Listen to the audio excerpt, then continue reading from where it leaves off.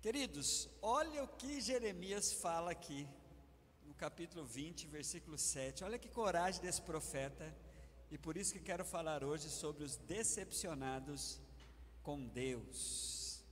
Jeremias diz assim, ó: Senhor, tu me enganaste. Olha, queridos, e eu fui enganado. Fostes mais forte do que eu e prevalecestes. Sou ridicularizado o dia inteiro. Todos zombam de mim. Eis aqui um homem decepcionado com Deus e deixando bem claro, a ponto de chamar Deus de um enganador. Senhor, o Senhor me enganou. Pelo menos é assim que está na versão da NVI, que um dia eu e o Kaique a gente entra em acordo aqui até Jesus voltar. Gente, que decepção é essa? Geralmente nós não assumimos isso, mas tem muita gente assim, chateado com Deus. Senhor, por que o Senhor permitiu isso? Quando acontecem algumas coisas que nos contraria muito, quando a nossa expectativa não é alcançada, quando um acidente ou algo que foge do nosso controle, mas nos causa algum prejuízo, alguns têm a coragem. Irmãos, deixa eu fazer uma menção aqui da novidade que nós temos aqui, para eu não ser injusto também, da nossa cortina de ar, né? Os irmãos passaram ali pela frente. Isso aqui é o resultado de um trabalho aí de irmãos que se mobilizaram, e hoje nós temos aí esse presente. Logo logo as duas estarão funcionando e vai ser uma bênção. Vamos aplaudir ao Senhor, porque agradecer a pessoa do irmão Renato aí, junto com o aprisco Manancial. Depois vocês agradecem para o líder desse aprisco, mas foi esse aprisco aí que capitaneou esse projeto. Agora nós temos cortinas de ar, olha que bonitinho. Estamos bem. Muito bem, irmãos. Essa decepção é uma decepção que a gente tem que encarar de frente. Você já teve uma decepção dessa? Com Deus? Sim, Deus. Como que o Senhor, geralmente a gente fala assim, como que o Senhor permitiu isso? Interessante que nós temos alguns decepcionados com Deus na Bíblia. Nós temos aqui no caso de Jeremias, nós temos o salmista no Salmo 13, é outro que está bem decepcionado. Ele diz assim: Senhor, até quando esquecerás de mim? Até quando virarás para mim o seu rosto? O salmista está muito decepcionado com Deus. A nação lá no livro de Malaquias, o povo está decepcionado com Deus. Não valeu nada nós sermos fiéis. O ímpio prospera e a gente fica aqui nessa draga danada. Mas um personagem bíblico que eu falei assim, eu fui atrás e falei, eu quero compartilhar isso com a igreja, que é o caso de Jonas. Jonas teve uma decepção com Deus, e impressionante como este profeta termina o livro, é apenas 4 capítulos, duvido você achar Jonas aí. Jonas é um dos profetas menores, né? Acha o livro de Jonas aí, irmãos, nós vamos para lá, tá bom? Eu quero falar sobre Jonas para vocês, e por que Jonas teve essa experiência de se decepcionar com Deus. A Bíblia diz que Jonas era um profeta, e ele recebe uma ordem de Deus para ir falar com uma cidade ímpia, que era a cidade de Nínive, trazer um recado de que Deus haveria, de dentro de 40 dias, logo que Jonas começasse a pregar, Deus iria destruir aquela cidade. Impressionante que quando você lê o livro, nada tinha acontecido ainda, e Jonas decide desobedecer a Deus e fazer o impossível, tentar fazer o impossível, que era fugir da presença de Deus. Deus manda ele ir para um lugar, ele vai para outro. A partir daí, eu comecei a pensar assim, mas calma aí, Jonas, você nem sabe o que aconteceu ainda. Acontece que Jonas era um profeta. Ele tinha a visão de Deus. Quando Deus dá aquela ordem para que ele fosse lá falar com a cidade de Nínive, eu creio que Jonas sentiu alguma coisa no ar, irmãos. Ele falou assim: tem alguma coisa errada. Eu estou percebendo que não é isso que vai acontecer. E outra, a percepção que Jonas tinha poderia estar ligado ao que haveria de acontecer, e por ele ser um profeta, talvez ele já tinha alguma percepção do que haveria de acontecer 70 anos depois, quando 10 tribos de Israel foram totalmente dispersas, provocada exatamente pelos assírios, da qual a capital era Nínive, e que foi lá 70 anos depois. Jonas fala assim: o que Deus está querendo com esse povo? Esse povo é inimigo, esse povo é ímpio. E o que ele faz? Antes mesmo que acontece, qualquer coisa, ele pega e foge. Olha o que a Bíblia diz, acompanhe comigo aí. A palavra do Senhor veio a Jonas, versículo 1 do capítulo 1. Com esta ordem: vá depressa à grande cidade de Nínive e pregue contra ela, porque a sua maldade subiu até a minha presença. Olha o versículo de número 3. Mas Jonas fugiu da presença do Senhor, dirigindo-se para Tarse. Aí ele vai para Jope, e a partir daí começa então, queridos, e eu quero que você tome muita atenção com isso.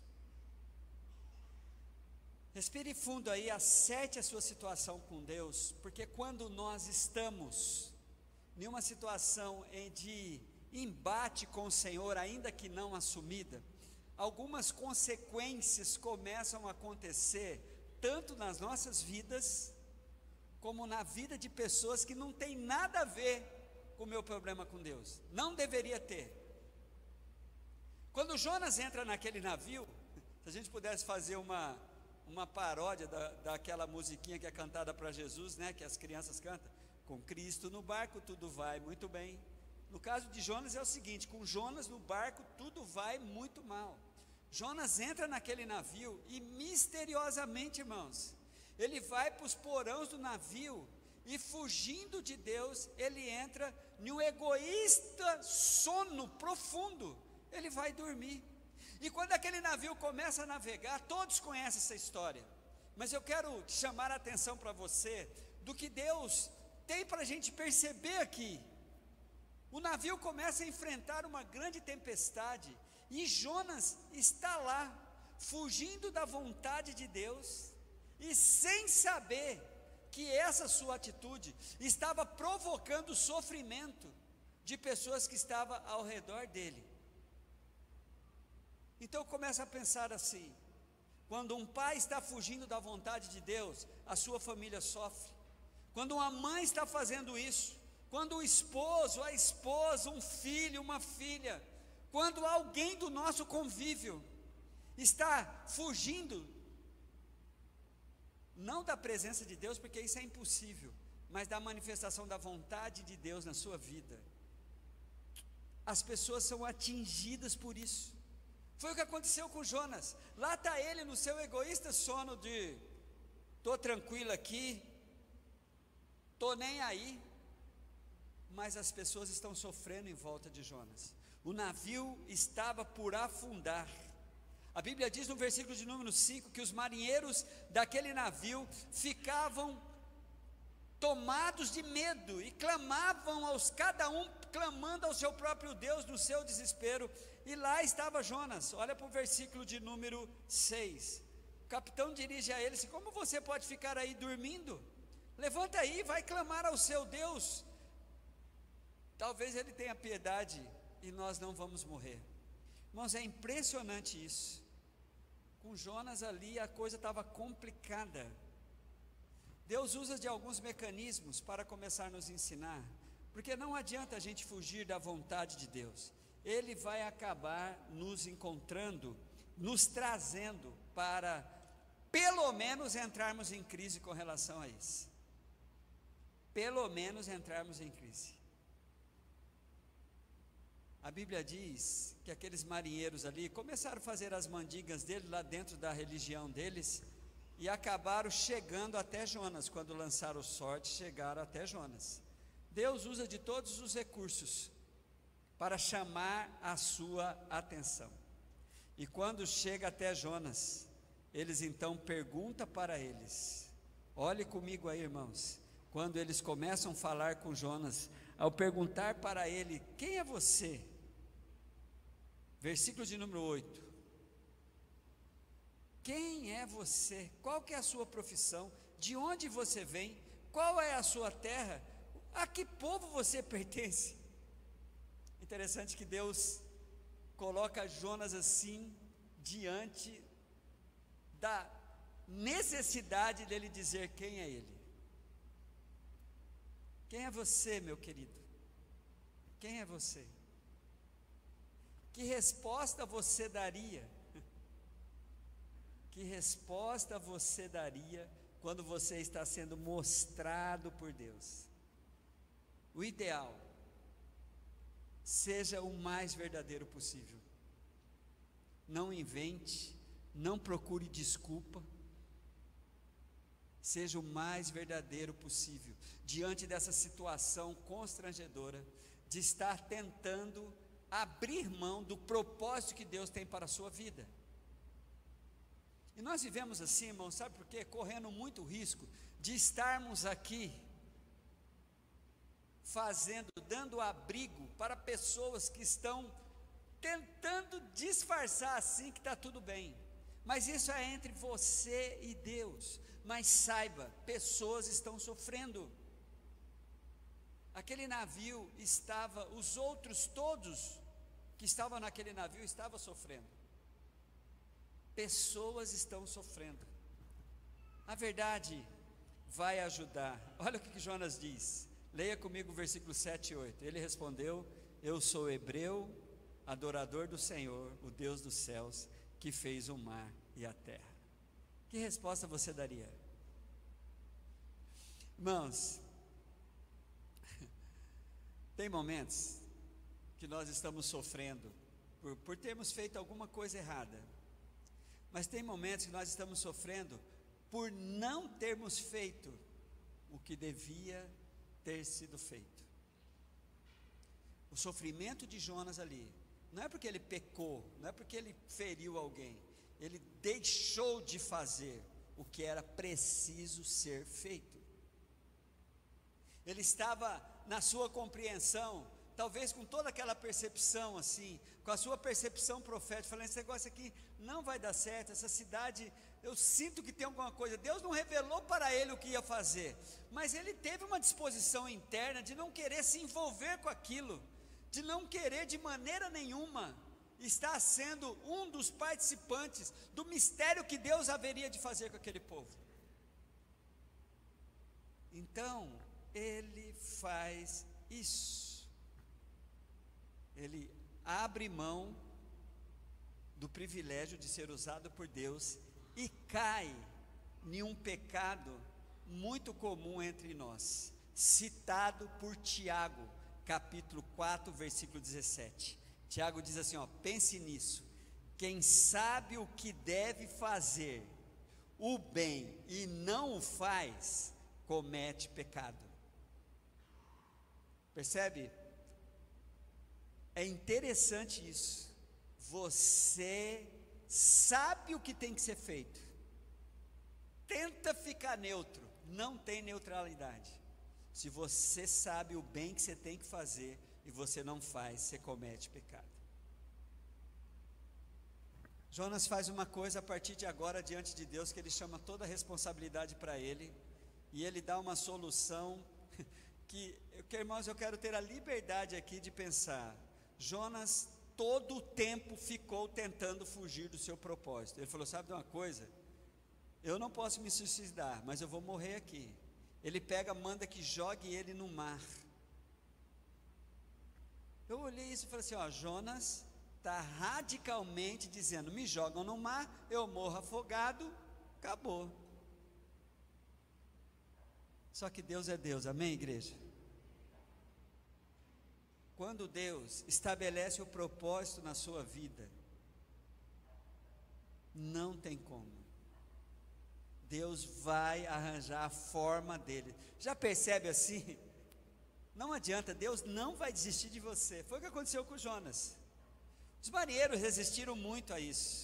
Os marinheiros resistiram muito a essa ideia de jogar Jonas no mar. Eles pediram: Deus, olha, nós não queremos fazer isso. Aí cada um tentou e jogaram as coisas fora. Só estou dando um resumo aí para os irmãos saberem. E é interessante que chegou no final, eles perceberam que era o que tinha que fazer mesmo. E quando nós começamos a acertar, olha que coisa linda, irmãos.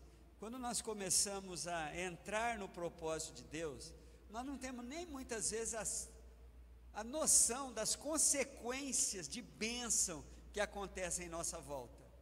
Sabe o que aconteceu? Quando os indivíduos jogaram Jonas no mar e a tempestade acalma, eles se convertem. A Bíblia diz que todos ali, depois que viram aquilo, no versículo de número 15 e 16, a Bíblia diz assim: então pegaram Jonas, jogaram, lançaram no mar enfurecido, e esse se aquietou. Ao verem isso, os homens adoraram o Senhor com temor, oferecendo-lhe sacrifício e fazendo votos. Então muitas vezes você não tem noção das consequências positivas do seu acerto com Deus, de como a tua vida está influenciando de maneira positiva a vida de outras pessoas. Quando você está no propósito do Senhor, você não tem noção. Você não tem noção. Porque nem sempre tem os agradecimentos, nem sempre tem as pessoas mostram o bem que eu fiz. Mas saiba, quem está buscando viver o propósito de Deus, está abençoando todos que convivem com você. Não duvide disso. E ao contrário, é a mesma coisa. Jonas, enquanto estava desobedecendo a Deus, ele estava provocando muito sofrimento em volta dele. Nós não temos noção disso. Os irmãos conhecem a história. Jonas cai na água, suspeita minha, tá, irmãos? Isso é coisa minha, a Bíblia não diz isso. Eu acho que Jonas falou assim: agora beleza, né? Mas aí Deus vai lá e manda o grande peixe engolir Jonas.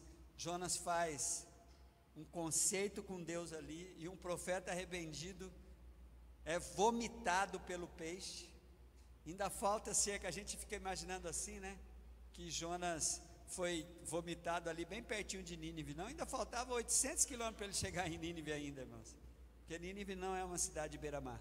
Mas não quero falar disso, só quero dizer que uma pessoa quebrantada diante do Senhor, preste atenção nisso, uma pessoa que começa a se render à manifestação da vontade de Deus, a situação é mudada sempre, amém?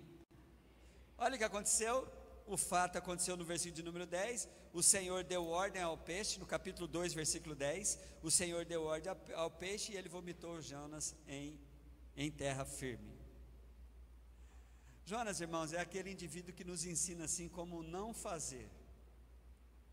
Até dentro do peixe ele faz uma oração assim, Deus suportando aquele aquebrantamento dele, mas ele vai fazer a obra de Deus forçada. É uma pena isso, né? Você fazer a obra de Deus com medo, você fazer a obra de Deus não com o coração aberto. Mas sabe o que Deus faz? O apóstolo Paulo é que fala isso: problema seu, você que se dane, o importante é que seja feito. Olha o que diz Filipenses, Jonas faz isso, né? Olha o que diz Filipenses, olha a percepção de Paulo com alguns que estão fazendo a obra de Deus com a motivação errada. Paulo diz assim, ó: mas que importa? O importante é que de qualquer forma, seja por motivos falsos ou verdadeiros, Cristo está sendo pregado, por isso eu me alegro, de fato continuarei a me alegrar. Paulo tem essa percepção assim, ó: precisa ser feito.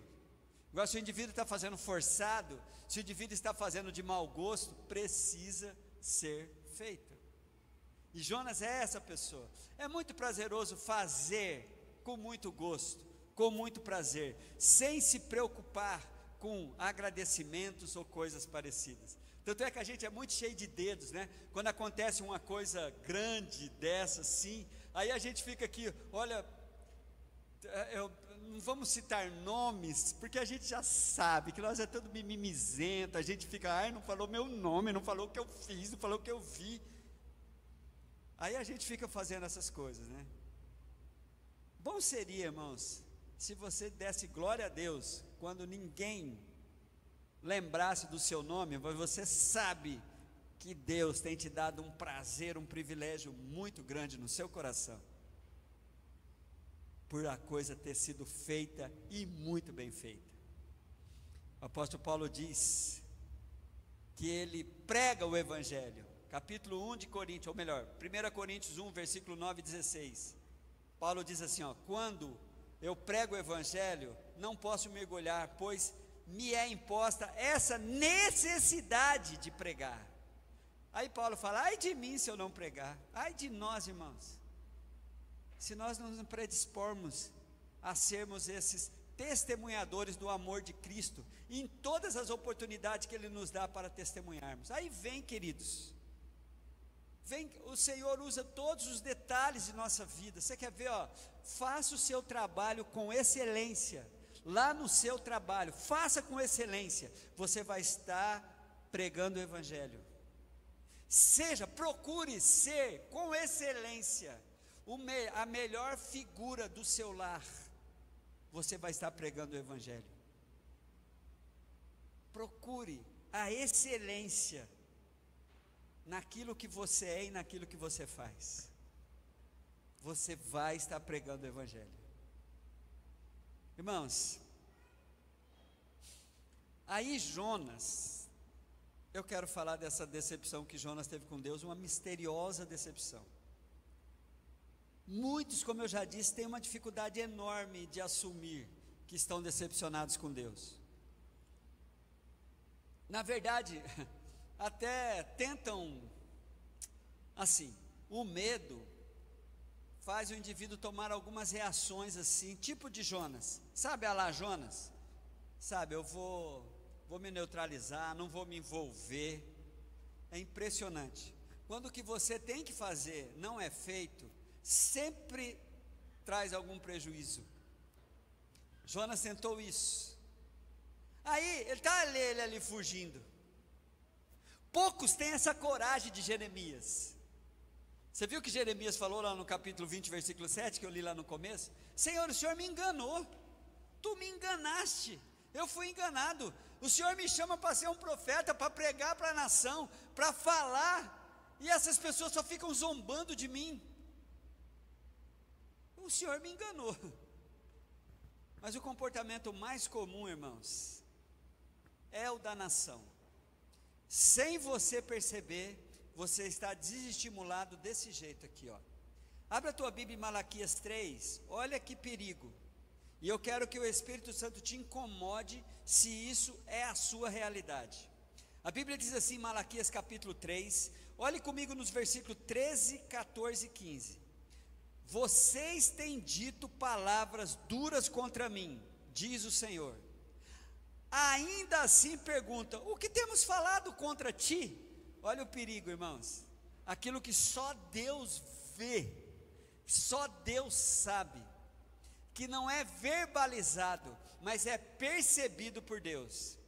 Vocês dizem, é inútil servir a Deus. O que ganhamos quando obedecemos aos seus preceitos e andamos lamentando diante do Senhor dos Exércitos? Por isso agora consideramos felizes os arrogantes, pois tanto prospera o que praticam o mal, como escapam ilesos os que desafiam a Deus. Este é o comportamento mais comum. Você perdeu o estímulo, você está fazendo as coisas sem prazer, sem alegria, e você está aí, revoltadinho, como a nação estava. É interessante, queridos, o certo é que o Senhor vai insistir com você até você morrer. ele não vai desistir. Não pense, a igreja desiste, os irmãos esquecem. Algumas pessoas fazem um teste, né? Vou parar de ir na igreja para ver se alguém percebe que eu parei. Geralmente ninguém percebe, é impressionante, parece que é coisa do diabo assim. Ninguém lembra, ninguém viu. Aí, só para entrar naquele engodo mesmo. Eu sempre aviso para algumas pessoas: não me teste, porque eu não vou passar no seu teste. Eu não passo, irmãos. Eu não passo no teste que as pessoas fazem. Eu, tranquilamente. Então, queridos, nós podemos estar como Jonas, fugindo da vontade de Deus e passando por uma tempestade. A gente pode estar tendo uma experiência com o Senhor, que hoje é o estabelecimento assim da revelação de Deus para você. Olha o que aconteceu com Jonas. Ele entra, começa a fazer a vontade de Deus, mas você vai lá comigo, por favor. Vai lá no livro de Jonas de novo. Olha o que acontece com Jonas no capítulo de número 4. A Bíblia diz assim: Jonas, porém, ficou profundamente descontente e enfureceu-se.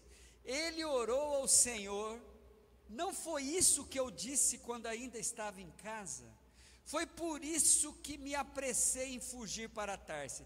Eu sabia que tu és misericordioso, misericórdia, e compassivo, muito paciente, cheio de amor, e que promete castigar, mas depois te arrependes. Agora o Senhor tira a minha vida, eu te imploro, porque para mim é melhor morrer do que viver. Gente, olha que loucura. Jonas está decepcionado porque Deus é amoroso, porque Deus é compassivo, porque Deus não fez a vontade dele de destruir aquela cidade. Sabe, tem pessoas que falam assim: Deus, o Senhor querendo ver Deus castigando, destruindo. Impressionante. Esse profeta, queridos, está decepcionado, porque Deus é bom, porque Deus é amoroso, porque Deus não faz o que ele acha que deveria acontecer. Qual que era a expectativa de Jonas? Eu preguei que dentro de 40 dias essa cidade ia ser totalmente destruída. Aí não acontece, ele entra numa depressão, ou melhor, numa decepção fora do comum.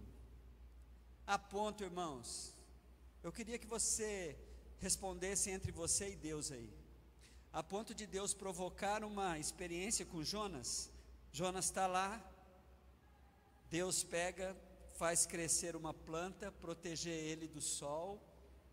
Aí na mesma noite o Senhor pega, manda um verme comer a planta, e Jonas tem uma reação, deixar bem claro assim, de que ele ficou tão decepcionado, que ele queria morrer e morrer mesmo. Olhe comigo, por favor, versículo de número 6 do capítulo de número 4. Então o Senhor fez crescer uma planta sobre Jonas para dar sombra à sua cabeça e livrar do calor, o que deu grande alegria a Jonas. Mas de madrugada, no dia seguinte, Deus mandou a lagarta atacar a planta e ela secou. Olha, Jonas, ao nascer do sol, trouxe um vento oriental muito quente e o sol bateu na cabeça. Jonas, eu acho que devia não ser calvo, né? Ao ponto dele quase desmaiar. Com isso desejou morrer e disse: para mim é melhor morrer do que viver. Aí Deus diz isso para Jonas, que eu quero que você tome muito cuidado. Quando as coisas são mais importantes que pessoas na sua vida. Olha o que a Bíblia diz. Mas Deus disse a Jonas: você tem alguma razão para estar tão furioso por causa da planta? Respondeu ele: sim, tenho. Estou furioso a ponto de querer morrer. Irmãos, eu nunca vi um indivíduo tão cabeça dura quanto. Você conhece alguém assim? O cara cabeça dura, não muda. Está revoltado, continua revoltado, tem argumento da sua revolta. Nem Deus muda o argumento de Jonas. Estou assim. Qual é o perigo que Jonas deixa ali? Para ele, plantas, coisas, são mais importantes que pessoas. Gente, olha aqui para mim. As coisas não são mais importantes que nenhuma pessoa, apesar da pessoa. Você tem alguns argumentos aí. Mas apesar dessa pessoa, apesar dos defeitos dela, essa pessoa não é menos importante para Deus do que qualquer outra coisa criada. Para Jonas, plantas e coisas eram melhores. É isso que Deus está chamando a atenção. Irmãos, olha como termina isso aqui. Mas o Senhor diz, versículo número 10, você tem pena dessa planta? Do versículo capítulo 4, tá? Você tem pena dessa planta? Embora não a tenha podado, nem tenha feito crescer, ela nasceu numa noite e numa noite morreu. Contudo, Nínive tem mais de 120 mil pessoas, que não pode nem distinguir a mão direita da esquerda, além de muitos rebanhos. Não deveria eu ter pena dessa grande cidade? E o livro acaba assim, meio que deixando a gente, o que eu vou responder? O que o profeta respondeu? Pois é, esse livro é o único livro que termina com uma pergunta sem resposta. Sabe por quê? Porque nós não devemos ficar olhando para aquilo. Nós temos um alvo a quem olhar. Sabe quem é o alvo? Jesus Cristo. Jonas é um profeta teimoso, cabeça dura. Jonas deixou bem claro que ele sou eu em algumas situações. Jonas, a gente é assim, irmãos. Nós somos assim. Nós somos assim muitas vezes, cabeça dura mesmo. Mas qual que é o nosso alvo? Nosso alvo é Jesus. Vocês lembram de Jesus, lá no monte, em que ele estava pedindo para Deus, Senhor, passa de mim esse cálice. Para terminar, abre a tua Bíblia lá em Lucas 22.